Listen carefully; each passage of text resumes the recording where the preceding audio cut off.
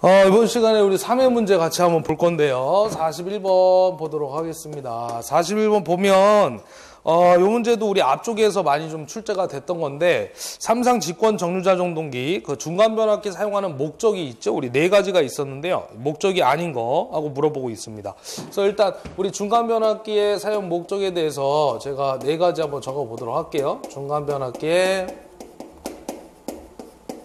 사용 목적. 요 시험에 우리 또 잘 나오는 파트니까 꼭 네 가지 암기를 하시기 바랍니다. 첫 번째 얘기는 우리 정류자 전압의 조정을 할 수가 있겠죠. 정류자 전압의 조정.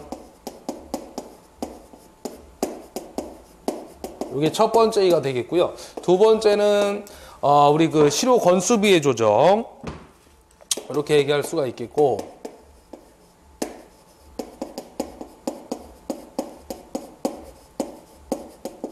그 다음에 세 번째 하나 얘기하면 회전자 상수의 증가.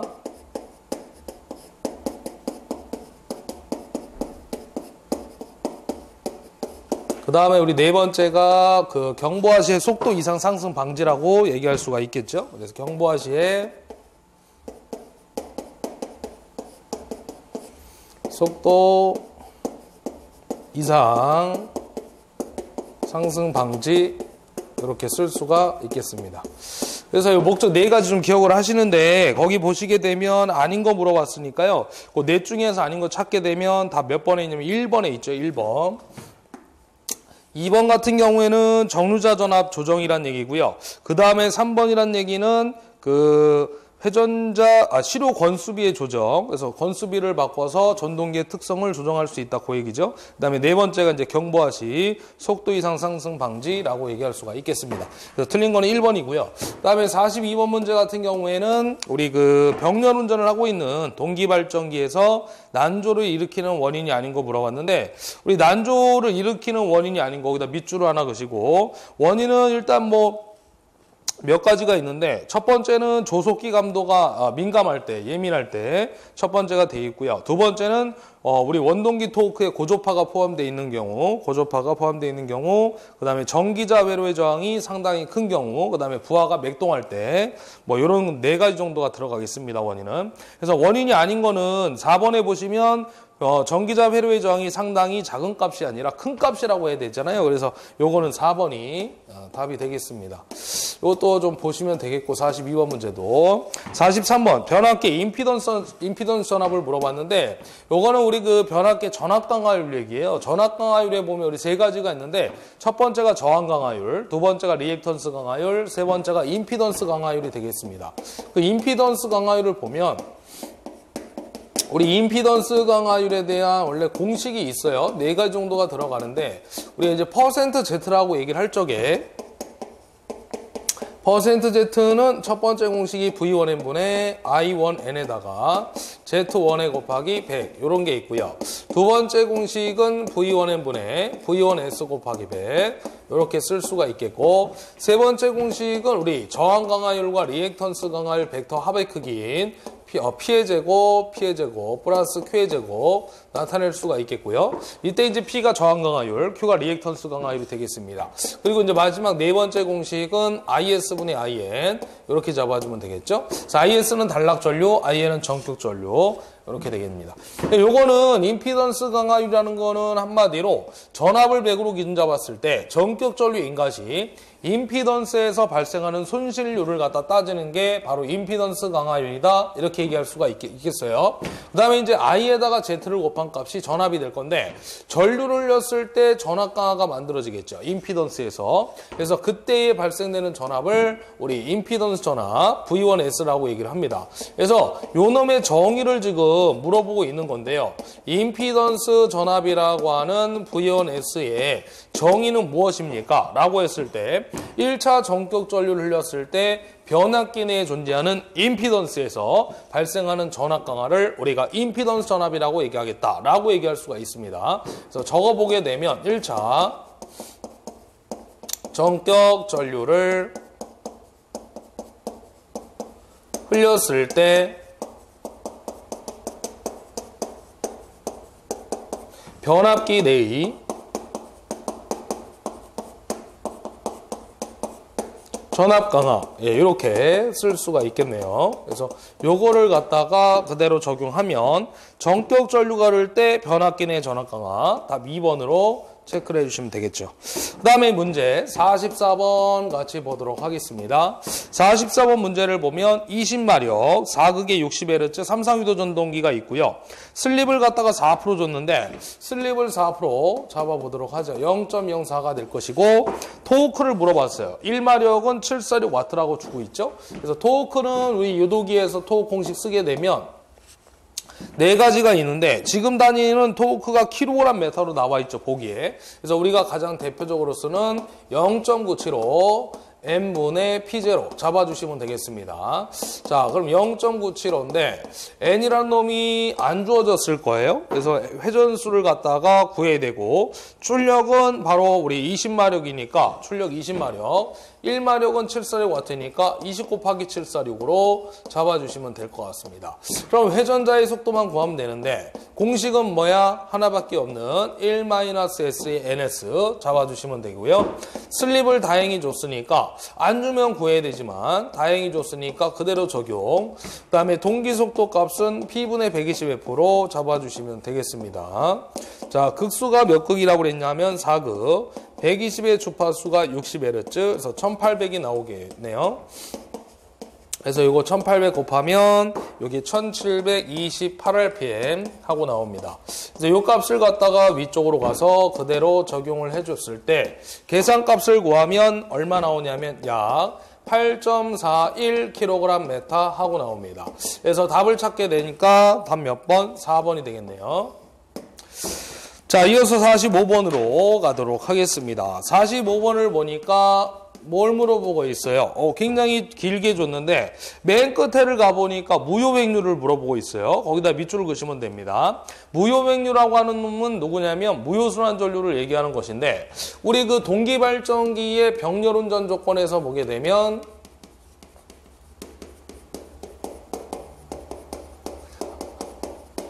아까 우리 2회 때도 제가 요 얘기를 해드렸고요. 우리 일단 조건이 아닌 거는 세 가지가 있더라. 용량, 출력, 그 다음에 또 하나가 누구였냐면 회전수가 되겠습니다. 그래서 세 가지가 있고요. 퀴즈 곱하로 해가지고 5가지를 잡아드렸는데 첫 번째만 보도록 하겠습니다. 첫 번째는 기전력에 뭐가 같아야 되는 거야? 크기가 같아야 되는 거예요. 그래서 크기가 갖기 위한 조건은 뭐였냐? 우리가 이제 A기와 B기가 존재할 적에 기전력의 크기가 같아야만 순환전류가 흐르지 않는다는 거였는데 크기가 같지 않으면 무효순환전류가 발생이 된다고 했던 거죠. 그래서 무효순환전류 요 놈을 갖다 또 다른 명칭 뭐라고 돼 있냐면 우리 무효획류라고도 얘기를 했던 겁니다. 무효획류. 그래서 이 기전력의 크기가 같지 않을 때는 뭐가 변했을 때느냐? 원천이 있는데 여자전류의 변화가 되겠죠. 그래서 여자전류의 변화 때문에 기전력의 크기가 같지 않으면서 무효순환전류나 무효획류 같은 것들이 발생이 되면서 소손이 될 수 있겠다라는 것이었습니다. 그래서 여자전류 변화를 또 기억을 하시라고 그랬고요. 이때 순환전류의 크기는 얼마냐? 임피던스가 병렬운전됐을 때 두 대가 존재할 건데 EZS분의 E, 즉 전류가 순환전류가 흘렀을 때는 두 대 임피던스가 직렬 형태가 되기 때문에 EZS분의 E라고 쓸 수가 있겠습니다. 자, 그러면 지금은 무효획류 순환전류를 물어봤으니까 2 곱하기 ZS를 갖다가 동기 임피던스 6옴, 그 다음에 E라는 놈은 기전력의 차를 얘기하는 거니까 두 번째 줄에 봤을 때 두 유도 기전력 사이에 210V의 전압차 210을 잡아주시면 됩니다. 12분의 210, 17.5A가 되겠네요. 그래서 이걸 답을 찾으니까 답 1번이 되겠습니다. 이렇게 푸시는 거였고요. 그 다음에 두 번째는 위상이 같지 않았을 때 유효순환전류, 유효획류가 발생하겠다. 그 다음에 이제 거기에 따른 순환전류와 두 가지 전력이 있었죠. 수전력과 동기화력. 주파수가 같지 않을 땐 난조가 발생되고 제동건선을 설치하겠다. 이런 식으로 정리를 했던 거였고요. 하나 더 얘기하면 파형이 같아야 되고 또 하나는 마지막으로 상회전 방향이 일치해야 된다. 이런 얘기였습니다. 자, 이어서 46번 가도록 하겠습니다. 변압기 내부의 백분율 저항 강화와 백분율 리액턴스가 각각 3%, 4%고요. 역률이 지상 60%일 때 변압기의 전압 변동률 물어보고 있습니다. 지상에다 밑줄을 그으면 될 것 같아요. 그리고 변압기의 전압 변동률 공식은 두 가지가 있다고 했는데 첫 번째가 이제 V2N분의 V2제로 마이너스 V2N. 그 다음에 또 하나 공식은 저항 강화율 P 코사인 세타 플러스 마이너스 리액턴스 강화율의 Q 사인 세타 이렇게 잡을 수가 있겠습니다. 지금은 저항 강화와 리액턴스 강화를 줬기 때문에 오른쪽에 있는 공식을 이용하면 될 것 같고요. 그 중에 이제 부호가 플러스냐 마이너스냐를 따져봐야 되는데 우리가 지역률일 때는 플러스, 진역률일 때는 마이너스 이렇게 따졌던 거죠. 지금은 지상이라고 했으니까 부호는 뭘로 들어가는 거야? 그렇죠. 플러스로 들어가는 겁니다. 그래서 이 공식을 그대로 적용하면 저항 강화율이 얼마냐면 3%, 역률 코사인 세타가 0.6, 플러스 리액턴스 강화가 4%에 역률이 0.6일 때는 삼가함수 공식에 의해서 코사인 제곱 세타 플러스 사인 제곱 세타 값이 1이니까 코사인이 0.6이면 사인은 얼마야? 0.8 이렇게 잡아주면 되겠죠. 그래서 6, 38에 1.8이 되겠고요. 4, 8, 32, 3.2 두 개를 더한 값은 몇 프로? 5% 잡아주시면 되겠습니다. 그래서 5%가 들어가 있는 답은 3번에 있겠네요. 그 다음 문제는 47번 문제로 들어가도록 하겠습니다. 47번 문제는 그림 문제가 나왔는데 우리 기기란 과목에서 그림 문제가 잘 출제가 되지 않아요. 그래서 그림 문제가 나왔을 때는 여러분들이 무조건 맞춰야 됩니다. 그만큼 이제 기출문제에서도 그림 문제가 많이 출제가 되지 않는다는 거야. 물론 신용 문제가 나왔을 때는 문제가 되겠지만 지금 47번에 있는 그림 문제는 예전부터 해서 나오고 있는 문제 중에 하나입니다. 그래서 이런 그림 문제는 여러분들이 꼭 맞춰주시기 바라고, 그다음에 이런 문제들은 실제로 잘 출제가 되지는 않겠다라는 거 기억해 주시면 됩니다. 그래서 일단 있으니까 그냥 본다라고 보시면 돼요. 두 대의 동기발전기가 병렬 운전하고 있다. 그림과 같이 등기검정기가 아니고요. 동기검정기입니다. 그래서 등자를 갖다가 오타, 동자로 바꿔주시면 됩니다. 동기검정기예요. 이 동기검정기라는 것은 이제 쉽게 얘기하면 상회전 방향을 갖다가 맞춰주는 겁니다. 그래서 이 동기검정기가 접속되었을 때 상회전 방향이 일치가 되었대요. 일치가 되면 등전이 상태라고 보시면 되겠고요. 그때는 이제 점등되지 않죠. 그래서 L1, L2, L3가 모두 점등되지 않는다. 4번으로 체크를 하나 해주시면 됩니다. 근데 만약에 일치가 되지 않으면 서로 반대가 되면 명멸이 되는데 L1, L2, L3 순서로 명멸이 되는데 꺼졌다 켜졌다를 반복하는 그 상황을 우리가 명멸한다라고 얘기를 할 수가 있겠죠. 그래서 47번의 답은 4번이 되겠고 48번 문제 보도록 하겠습니다. 48번 문제는 권선형 유도전동기 저항제어법의 단점 중 틀린 거 물어봤는데 우리 원래 권선형 유도전동기의 속도제어법으로는 세 가지가 있었어요. 2차 저항법이 첫 번째, 그 다음에 종속법, 그 다음에 2차 여자법이 있는데 2차 저항법에서는 원래 이제 시험에 잘 나오는 게 누구냐면 장점이 나오죠. 구조가 간단하고 조작이 용이하다. 그리고 이제 비례추의 원리를 가지고 얘기를 하는 게 바로 2차 저항법이 되는 건데 지금은 단점 중 틀린 걸 물어봤는데요. 여러분들이 이제 상식적으로 생각하면 이 문제를 해결할 수가 있어요. 왜 그러냐면 부하에 대한 속도 변동이 작다라고 그랬잖아요. 그러면 속도 변동이 작다는 얘기는 여러분들 상식적으로 생각했을 때 장점일까요? 단점일까요? 그렇지, 장점이 되는 겁니다. 속도 변동률은 작을수록 좋은 거니까 크다는 얘기는 그만큼 부하 변동이 심하다는 얘기입니다. 그렇다면 결론은 단점 중 틀린 거니까 2번은 장점이잖아요. 그래서 속도 변동률이 크다라고 얘기를 해야 돼요. 그래서 2번이 틀린 겁니다. 답으로 갔을 때 얘기가 되겠죠. 자, 그래서 요거 2번으로 잡아주시면 되겠고요. 변동이 크다란 얘기. 그 다음에 이제 49번 문제로 갈 건데 49번 밑에서 한번 해결을 해보도록 할게요. 직류기의 권선을 단중 파권으로 감았을 때라고 했는데 파권에다 밑줄을 그으면 됩니다. 우리 일단 권선법, 직류기에 사용되는 권선법을 한번 잡아드릴 건데요. 이것도 다 앞에서 한 번씩 다 해드렸던 거죠. 그래서 우리 직류기에 사용되는 권선법 세 가지가 있는데 우리 어떻게 외웠냐면 고페이로 좀 기억을 하자고 했던 거죠.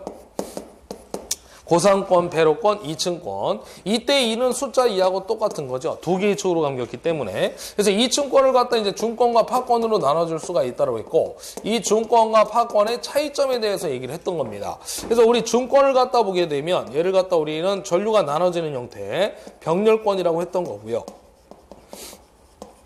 그 다음에 파권은 전류가 일정하게 흘러가기 때문에 직렬권의 형태라고 얘기를 해드렸던 거죠. 그래서 우리가 병렬의 로스를 따졌을 때 극수와 같고 브러쉬의 수도 같겠다라는 얘기였고요. 파권은 언제나 초코파이, 극수에 관계없이 우리가 언제나 2개가 된다는 거. 그 다음에 중권의 용도는 뭐였냐? 저전압의 대전류다라고 얘기를 했던 거죠.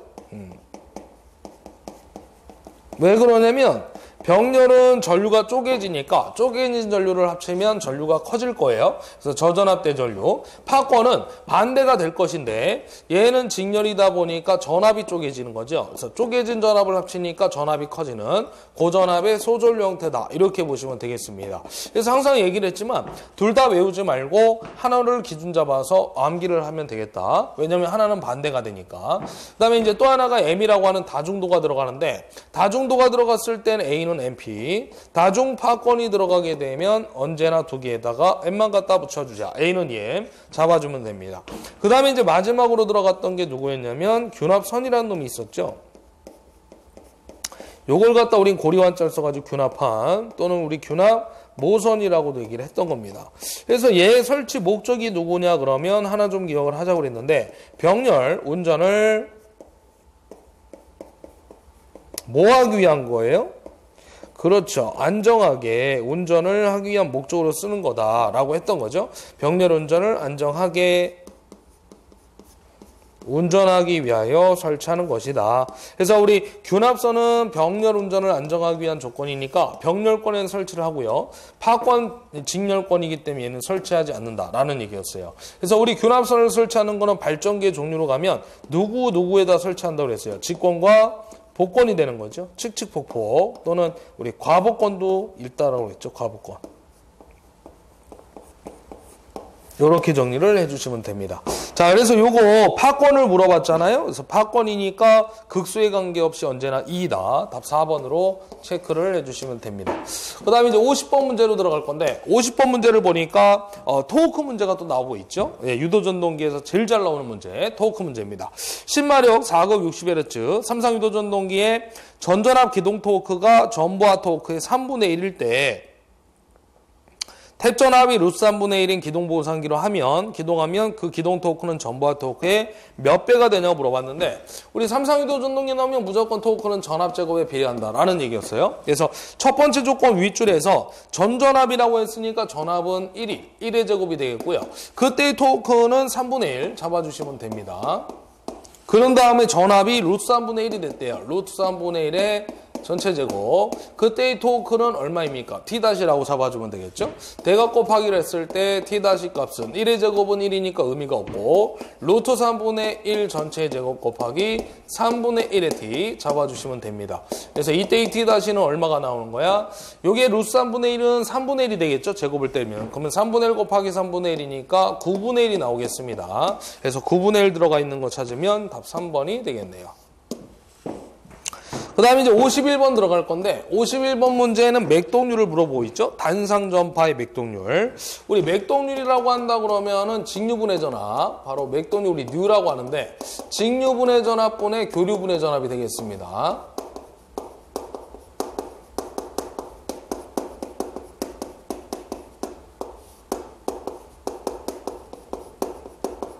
그래서 요거를 갖다 우리가 백분율로 표현을 해놓은 건데 시험 문제에서는 뭘 물어보냐면 교류분해 전압을 물어보는 거죠. 교류분해 전압.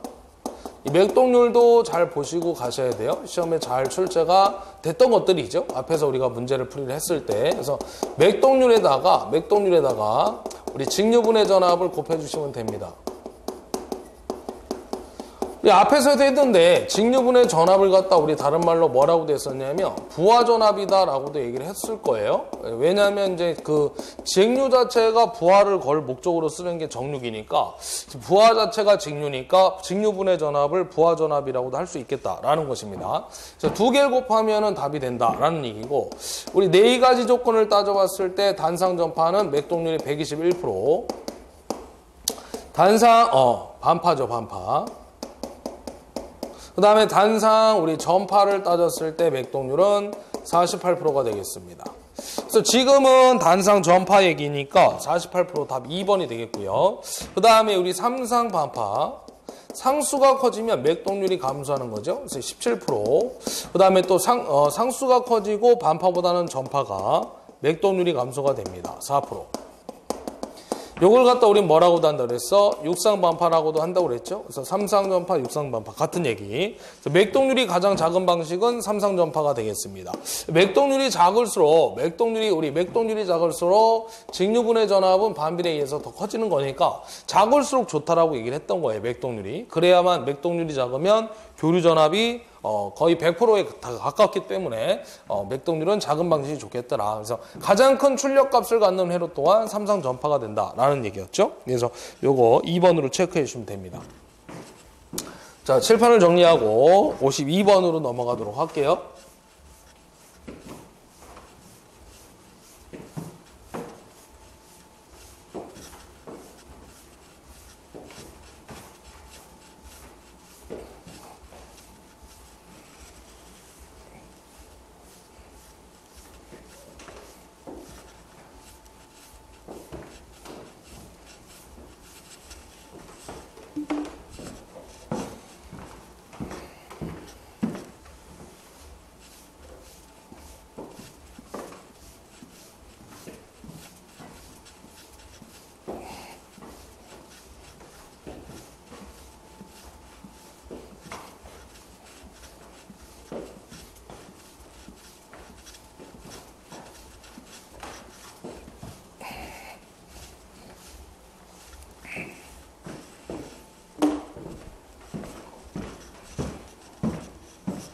자, 우리 52번 문제 같이 보도록 하겠습니다. 자, 52번 문제는 속도 제어 문제가 되겠는데 분권 직류전동기에서 부하 변동이 심할 때 광범위하고 안정되게 속도를 제어하는 가장 적당한 방식을 물어보고 있는데요. 우리 일단 속도 제어에 대한 얘기를 좀 잠깐 하도록 할게요. 아까도 한번 2회 때인가 했던 것 같은데 또 한번 하도록 하겠습니다. 우리 직류기의 속도 제어법이 아닌 것은 하고 물어보면 무조건 유도기에 나오는 2차 유자법이 대표적인 답이 된다 라고 말씀을 드렸고요. 첫 번째 기는 누가 있냐면 계좌 제어가 있었죠. 그래서 이게 아까 이제 시험 문제로 나왔던 거죠. 2회 때는. 그래서 이걸 우리 다른 말로 뭐라고 해? 정출력 제어다 라고 얘기를 한다고 그랬어요. 그 다음에 이제 두 번째 기는 우리 전압 제어가 되겠는데 우리 전압 제어는 특징이 속도 제어가 광범위하고요. 또 하나 특징이 있다고 그러면 운전율이 좋다.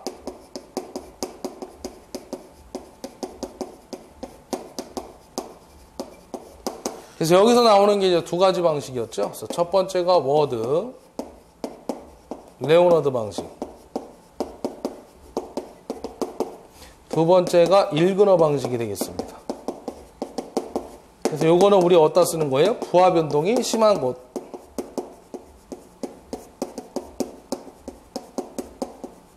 그래서 우리 부하 변동이 심하다 보니까 속도를 잡아주기 위해서 우리 플라이휠을 갖다 설치한다고 그랬죠? 축세 효과라고 하는 놈. 그래서 얘가 설치 효과가 크면, 플라이휠 효과가 크면 안정도가 높아진다라고 했던 거예요. 그래서 얘는 정밀한 방식이니까 설치할 필요가 없다라는 거였죠. 그래서 지금 문제는 사실 부하의 변동이 심하다라고 했기 때문에 일그너 방식이 답이 되는 거죠. 그 다음에 광범위하다는 얘기는 우리 전압 제어에 얘기하는 건데 전압 제어 중에 이제 두 가지 방식 중에서도 부하 변동이 심한 곳이라고 했으니까 일그너 방식이 답이 되겠습니다. 그래서 답은 몇 번이냐면 4번이 되겠네요.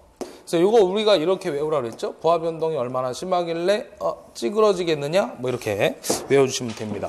그 다음에 이제 53번으로 들어가는데 53번 문제는 어떻게 정리가 될 것이냐. 극수가 24극이래요. 극수가 24극. 그 다음에 전기각이 180도입니다.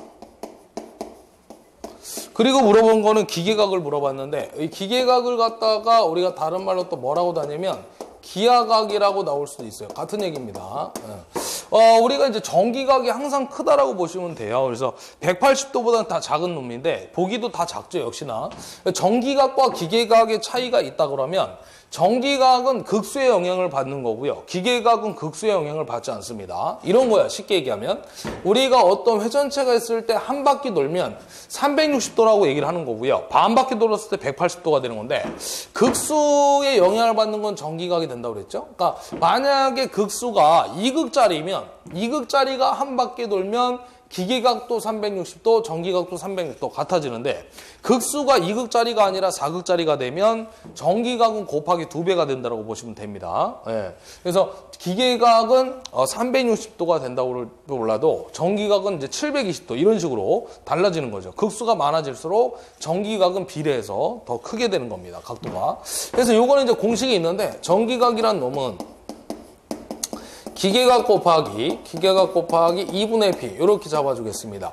여기 이제 2를 나눠준 이유가 있는데 얘가 없다 그러면은 두 개가 똑같은 거잖아요. 근데 얘가 이제 극수의 영향을 받다 보니까 전기각을 갖다 이제 더 커지게 되겠다. 기계각에 비해서 이렇게 얘기할 수가 있는데 2를 나눈 이유는 극수가 2극이 기본이니까 2를 나누면 2를 2로 나누면 1이 되는 겁니다. 그래서 극수가 4극이면 얘가 곱하기로 들어가니까 전기각은 더 커질 수밖에 없다라는 거예요. 이 상태가 될 것인데 일단은 지금 물어본 거는 기계각을 물어봤으니까 기계각이라고 하는 놈은 어떻게 됩니까? P분의 2 곱하기 전기각 이렇게 잡을 수가 있겠네요. 그러면 P분의 2니까 극수가 24분의 2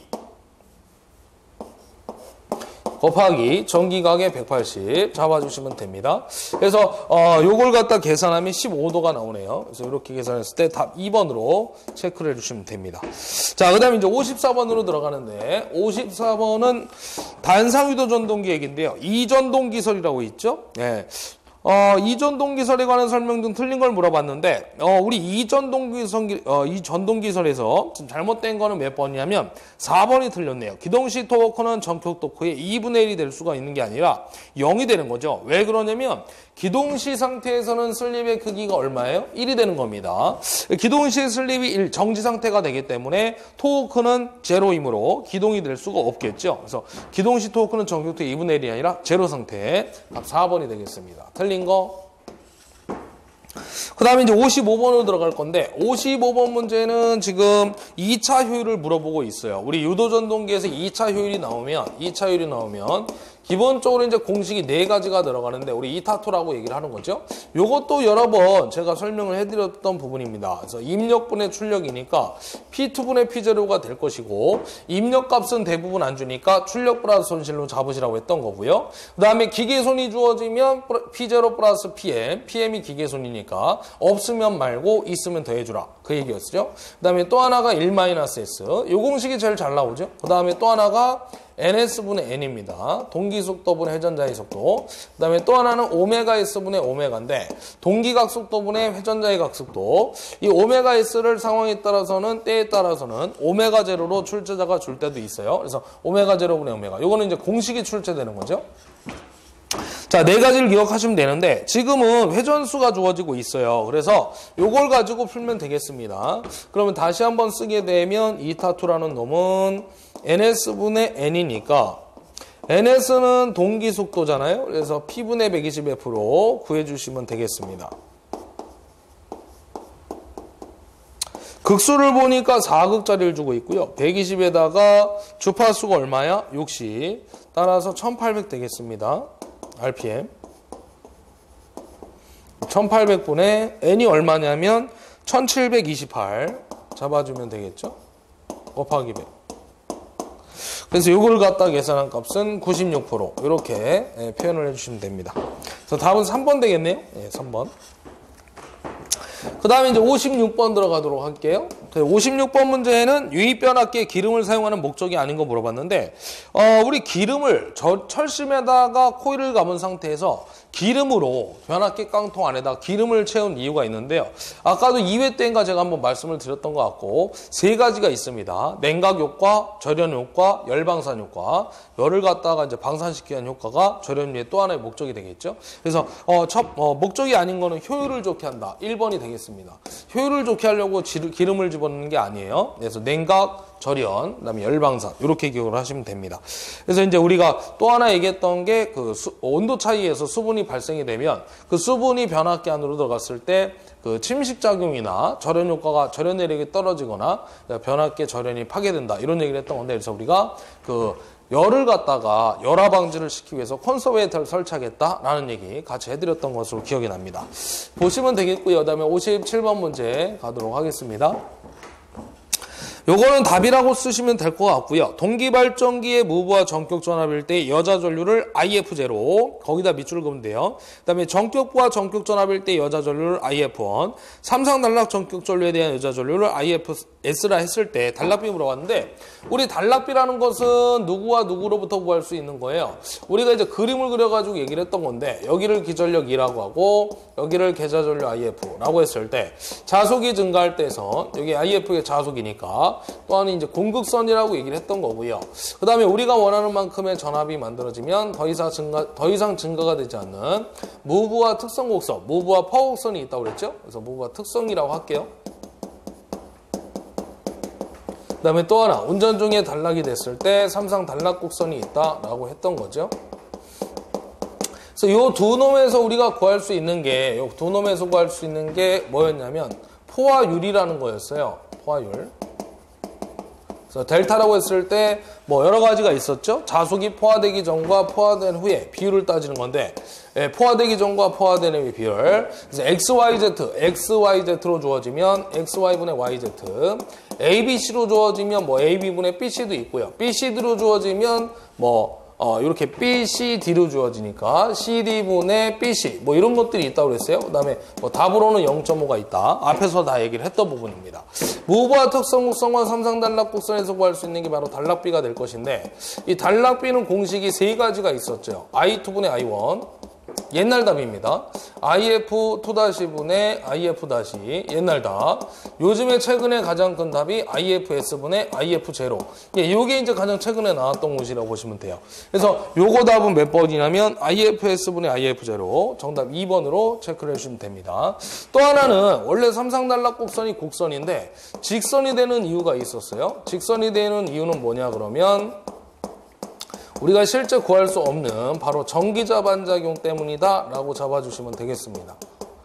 기출문제에 뭐 이런 것들이 있죠. 예. 자, 그 다음에 58번 문제 가도록 하겠습니다. 58번 문제는 환류 다이오드를 사용하여 전파 종료할 때 출력 전압의 평균값을 물어봤는데, 알파는 점호각을 주고 있어요. 점호각이 나왔다는 얘기는 얼마가 들어갈 거야? 2분의 1 플러스 코사인 알파가 들어가야 된다. 그 얘기예요. 그래서 지금 입력 조건이 단상이고요. 선이 두 가닥이니까. 정류회로인데 브릿지 회로가 되고 있죠. 지금 4개가 걸려 있으니까 2개 이상이면 우리 전파라고 얘기를 했던 겁니다. 그래서 얘는 우리 단상 전파라고 쓸 수가 있을 것 같고요. 이때 이제 출력이라고 한다면은 1이 직류 전압이 될 것이니까 1D는 파이분의 우리 2루트 2에다가 얼마? 2분의 1 플러스 코사인 알파 이렇게 잡아줬던 거죠. 그래서 여기 2라고 2를 약분시키게 되면 남는 건 뭐야? 파이분의 루트 2의 2의 1 플러스 코사인 알파 이렇게 정리가 되겠습니다. 그래서 요걸 그대로 찾게 되면 단지 우리는 그 입력 전압을 갖다가 교류인데 2가 아니라 V로 준 거니까 요거를 다시 한번 쓰게 되면 파이분의 루트 2의 V 2만 V로 바꿔주면 돼요. 1 플러스 코사인 알파 이렇게 잡아주면 됩니다. 정답은 2번이 되겠습니다. 2번. 그 다음에 이제 59번을 볼 것인데 59번 문제는 주파수에 대한 얘기가 되고 있어요. 자속 밀도하고. 그래서 60Hz 변압기에 50Hz의 동일 전압을 가했을 때 자속 밀도는 60Hz일 때의 몇 배냐. 그러니까 50Hz일 때의 자속 밀도가 있는데 60Hz일 때의 자속 밀도의 몇 배가 되느냐. 이걸 물어보이는 거죠. 그래서 변압기의 유기전력 공식을 쓰게 되면 4.44 FM 파이 이렇게 쓸 수가 있을 것 같아요. 이때 파이는 우리가 다시 쓰게 되면 BS라고 쓸 수도 있겠죠? 왜? 자속 밀도라는 놈은 면적당 자속 파이가 될 거니까 자속 파이 값은 BS라고 쓸 수가 있습니다. 그럼 이때 B 값을 한번 표현을 해보자 그러면 4.44 FNS분의 2라고 쓸 수가 있겠죠? 그렇다면 자속 밀도와 주파수는 무슨 개념이야? 반비례가 성립된다. 그 얘기입니다. 자, 그래서 우리가 이제 주파수가 자속 밀도하고 주파수인데 지금 주파수가 감소한 거잖아요. 주파수가 감소하면 자속 밀도는 커지게 되는 거죠. 단지 이제 60에서 50으로 갔으니까 6분의 5가 아니라 반대로 가야 되니까 5분의 6 증가 이렇게 하면 되겠죠. 그래서 답은 1번 되겠습니다. 이렇게 해도 되고요. 조금 더 이제 그 수식 관계로 들어간다. 비례식을 써서 좀 하고 싶다 그러면 이렇게 쓸 수가 있겠습니다. 60Hz일 때의 자속 밀도를 B60이라고 쓸 것이고요. 그 다음에 50Hz에 대한 자속 밀도를 B50이라고 잡아주겠습니다. 그럼 얘는 60분의 1이 될 것이고 얘는 50분의 1이 되겠어요. 예. 이렇게 쓸 수가 있을 것인데 50Hz일 때의 자속 밀도는 60Hz일 때 몇 배냐. 지금 궁금한 건 얘가 궁금한 거니까 이렇게 곱해주면 돼요. 그래서 B50은 60분의 1분의 50분의 1에다가 B의 60 곱해주면 되겠습니다. 그러면 요놈 곱하면 얼마예요? 50분의 60 곱하기 B60 하고 나올 건데 요거는 당연히 B50이 될 것이고 00을 날리게 되면 5분의 6에다가 B60을 곱해주면 되겠습니다. 즉 문제 조건이 이제 성립이 될 것인데 자속 밀도 50, 그러니까 50Hz 동일 전압을 갔을 때 자속 밀도는 51Hz일 때 자속 밀도는 60Hz 자속 밀도에 대해서 몇 배가 될 것이냐? 5분의 6이 되겠다. 그 얘기가 되겠죠. 그래서 답은 1번이 되겠습니다. 그래서 위쪽으로 가든 아래쪽으로 가든 도찌나 개찌나 정답은 1번이 된다. 그 얘기가 되겠어요. 그 다음에 60번 문제 가도록 하겠습니다. 도찐 개찐 요새 많이 나오던데. 자, 그래서 그렇게 해서 풀어주시고 마지막 60번 문제를 볼 건데 60번 문제는 외분권 자동복권 발전기의 단자전압을 물어보고 있죠. 그래서 요거는 밑줄 좀 그시고요. 단자전압을 물어봤는데 그림을 한번 그려보도록 하겠습니다. 우리 교재에는 그림이 안 나와 있는데 그림을 한번 그려볼게요. 일단은 제목이 뭐냐면 외분권 자동복권 발전기가 되겠습니다.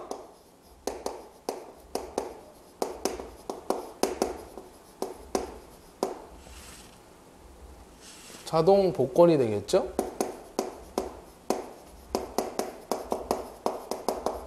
그때 뭘 물어보고 있냐면 단자전압의 크기는 얼마입니까? 라고 공식을 물어보고 있어요. 우리 외분권이라는 것은 복권 발전기 중에 뭐였냐면 이렇게 우리 계좌와 전기자가 직렬로 연결되어 있는 입장에서 분권 발전기가 전기자와 병렬로 연결되어 있는데 바깥쪽에 걸려 있는 거라고 그랬죠. 이렇게 바깥쪽에. 이걸 갖다 우리는 외분권이다 이렇게 얘기를 한다고 그랬어요. 뭐 이런 식으로 바깥쪽에 걸려 있는 겁니다. 여기는 RA가 있을 것이고요. 전기자 전류가 흘러갈 것이고 여긴 직권계좌 저항, 직권계좌 전류. 요 점에서 이제 전류가 쪼개지겠죠. 이쪽에 계좌 전류와 이쪽으로는 이제 부하 전류 I가 흘러갑니다. 왜 그러냐면 이쪽에는 부하가 걸려 있을 것이니까요. 그리고 단자 전압이 발생하겠죠. 그리고 여기는 이제 기전력이 6기가 되겠습니다. 여기에는 뭐가 존재하냐면 분권계좌 저항이 존재할 거고요. 근데 이제 자속이 두 마리가 존재할 것인데 코일이 두 개의 코일로 이루어져 있으니까 여기 하나 여기 하나 이쪽에서 발생하는 자속을 우리는 저항에 의한 자속 파이 F라고 쓸 것이고요. 여기는 직권계좌 권선에 의해 만들어지는 자속 파이 S 이렇게 쓸 수가 있을 것 같습니다. 그런데 우리 차동이란 얘기는 말 그대로 차가 될 것인데 즉 이 얘기는 뭐냐면 전체 합성자속 파이라는 놈은 파이 F에서 우리 파이 S 값을 갖다가 뺀 값이 되겠습니다. 왜 그러냐면 가동과 차동이 있는데 가동은 코일을 같은 방향으로 감은 거고요. 차동은 하나를 반대로 감은 거기 때문에 얘는 하나가 반대라서 마이너스를 잡아준다라고 보시면 됩니다. 그래서 요거를 갖다가 이렇게 잡은 상태에서 기전력을 한번 표현을 해볼 건데요. 기전력이란 값은 항상 입력 조건이 될 것이고 발전기에서 조건이 되겠습니다. 입력은 따라서 출력 플러스 손실로 잡아줄 수가 있겠는데 출력은 V가 될 것이고요. 부하 측이 출력이 될 거니까 부하를 걸었을 때 발생하는 단자전압 출력값이 되겠습니다. 이때 손실은 누구 있을 거냐면 전기자 저항에 의한 손실, 전기자에 의한 손실 IA, RA가 존재할 것이고요. 그 다음에 또 하나가 직권계좌 직권계장에 의한 손실 ISRS가 존재하겠죠. 그래서 요거를 갖다가 더해주면 기전력 값이 나오겠다라는 것입니다. 그리고 우리가 하나 더 쓰게 되면 기전력 공식은 K 파이 N 공식에 의해서 이렇게 또 하나 잡아줄 수가 있을 것인데 사실은 여기에 파이는 합성자속이니까 이렇게 표현이 돼야 되겠습니다. 파이 F 마이너스 파이 S에다가 회전수 N을 갖다 곱해주면 되겠죠. 자, 근데 전류값을 한번 또 표현해보면 우리 여기 IA하고 IS는 직렬이니까 같은 전류가 될 거고요. 들어가는 전류는 나가는 전류의 합과 같으니까 I 플러스 IF 이렇게 표현이 되겠습니다. 그럼 이 관계에 의해서 IS를 갖다가 IA로 바꿔주게 되면 E라는 놈은 V 플러스 IA로 묶어볼까요? RA 플러스 RS 이렇게 표현이 되겠습니다. 그리고 나서 K에다가 파이 F 마이너스 파이 S 그대로 잡아줄 것이고 요 놈을 갖다 좌변을 넘기면 단자전화 V값을 구할 수가 있겠죠. 그래서 E-IA에다가 RA 플러스 RS 이렇게 잡을 수가 있습니다. 그리고 E라는 놈을 우리가 K 파이 N이라고 잡았을 때 요 값을 갖다 그대로 E에다가 집어넣어보면 이렇게 표현이 되겠죠. K에다가 파이 F 마이너스 파이 S 회전수 N 마이너스 IA의 RA 플러스 RS 이렇게 우리가 표현을 할 수가 있을 것 같아요. 그래서 요 공식을 갖다가 우리 잡아주면 되겠습니다. 이게 이제 결론이 될 것인데 요 공식이 나와 있는 거를 보기 위해서 찾아주시면 되는 거예요. 따라서 V는 K에다가 파이 F 마이너스 파이 S N 마이너스 IA의 RA 플러스 RS 정답 4번이 되겠습니다. 예. 이렇게 하는 건데 시험장에서 이렇게 할 거야? 안 할 거예요. 우리는 그냥 요거를 외우자는 얘기야. 그래서 외분권 자동복권 발전기 나왔을 때 단자전화 물어보면 요거를 좀 기억해가지고 정답 4번에 있다는 것만 보고 가시면 되겠습니다. 이거를 뭐 그림 그려가지고 어느 세월이 이렇게 할 거예요? 못 한다는 얘기죠. 그래서 우리 기출문제 이게 한 문제밖에 없어요. 신용 문제로 나왔던 건데 2010년도에 이렇게 하나 보고 가시면 되겠습니다. 그래서 정답이 4번이 된다는 얘기고요. 사실은 이 문제에서 우리가 보면 차동은 아까 자속이 하나가 코일을 반대 방향으로 감았기 때문에 마이너스가 된다고 그랬잖아요. 그래서 이것만 봐더라도 1번하고 3번은 답이 될 수가 없어요. 플러스이기 때문에. 걔는 가동이 되는 겁니다. 차동이 아니라. 가동은 플러스, 차동은 마이너스. 그래서 2번하고 4번 둘 중에 하나를 찍으면 되는 거예요. 네. 자, 이렇게 해가지고 20문제를 좀 풀어봤고요. 다음 시간에는 우리 2010년도가 1회, 2회, 3회 오늘 풀어봤으니까 다음 시간에는 2009년도 1회부터 시작을 해가지고 문제풀이 가도록 하겠습니다. 자, 오늘은 여기서 마무리할게요. 자, 인사하겠습니다. 수고하셨습니다.